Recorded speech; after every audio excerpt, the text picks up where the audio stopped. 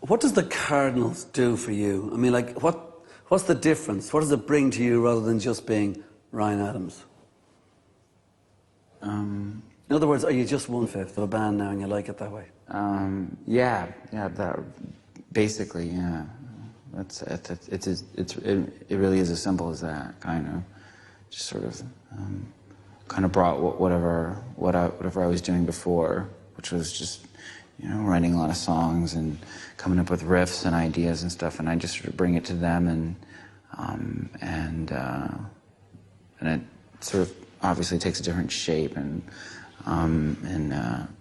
it, I think in the long run it actually works out. It's more powerful. I'm less bored.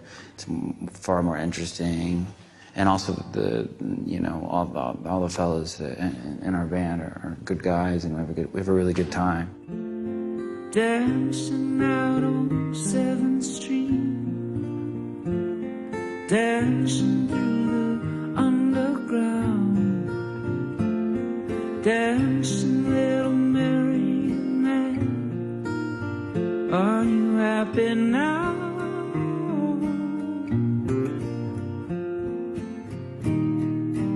Where do you go when you're lonely?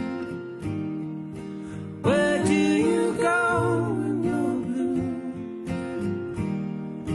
Where do you go when you're lonely or follow? When the stars go blue, the stars go blue. Stars go blue, the stars go blue. You know, Ryan, for the last bunch of minutes there, you've just been talking completely from the heart about what it is to be in a band, a collaborative process, the Cardinals, making music in the studio, live, whatever it happens to be. The image that we had of you for a bunch of years wasn't any of that, and yet I get the impression to you it might have been, i.e. we saw the celebrity train wreck kind of lifestyle.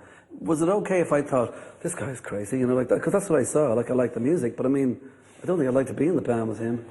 It was, I mean, sure. I think you can view it however you like. I mean, I think some of it's a construct. I think some of it was regardless of my intentions or what it was I wanted to do. I think that I was filling some kind of a niche that was must have been left open, because certainly the person that I am and the reputation that precedes me or that I saw being created really was out of my control. Your reputation got in the way of the kind of conversation you had there in the first bit in terms of being so involved in the music and wanting to make great music. And while I'm saying this, by the way, in case you want to say Neil is nodding in the affirmative here. Yeah. Well, I understand what you're saying. Like, Well, I think one comes with the other. I mean, you can't... But hold on, did you notice that was happening? Did you notice that was happening? That your reputation was taking a toll on your career? You noticed it? Well, I just it overshadowed the great songs. Yeah, that's what I mean. A lot of times, really. Yeah.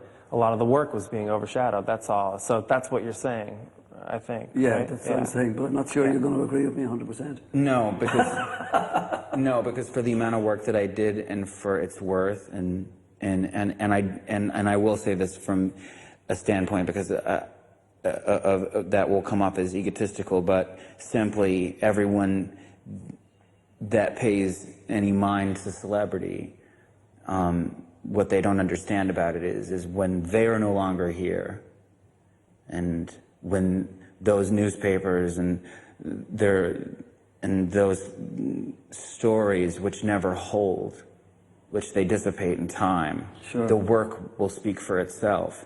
And all of that bullshit and all of the lies and all of the ideas about who I was, like, it won't matter, because all that'll stand is just a bunch of all the work that I did. And really, for me to have been the person that everyone would like to have perceived that I was, or you know, mindless drug addict or alcoholic, regardless, I don't know other people that made 16 records in 7 years during full functional alcoholism, drug addiction, while, you know, screwing a bunch of celebrities and f***ing up their life.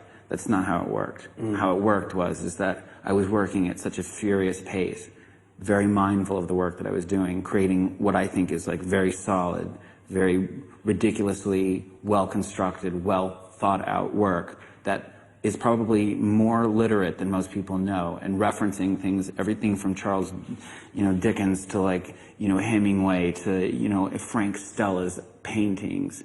I mean, the subtle references are all there, and whether, people that have 4 beers in them don't understand that, it's not my fault. I was still completely becoming culturally aware of who I was as an American artist, developing my work, and really, at the time, and I still feel this way, is that anything that surrounded it mattered not one drop to So me. could I be as glib as to put it this way? You partied hard, sure, but you worked hard as well. No, I never partied hard. I really, really worked as hard as I could. And then I think the pressure of that sometimes is, for instance, you couldn't find a picture of me if you tried, like sitting at some pub or some bar, partying, in my 20s. And the reason why is because I was in a recording studio unless I was on stage. And when I wasn't on stage, afterwards, like I was going to another place to perform.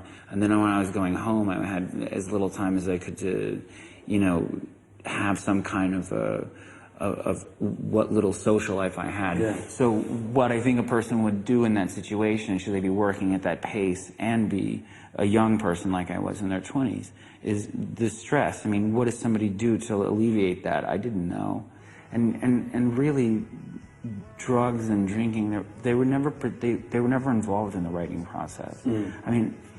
I mean, for me, like the last thing I ever thought about doing if I'd had a couple of cocktails was sitting down and working more. I mean, it was usually because I was exhausted.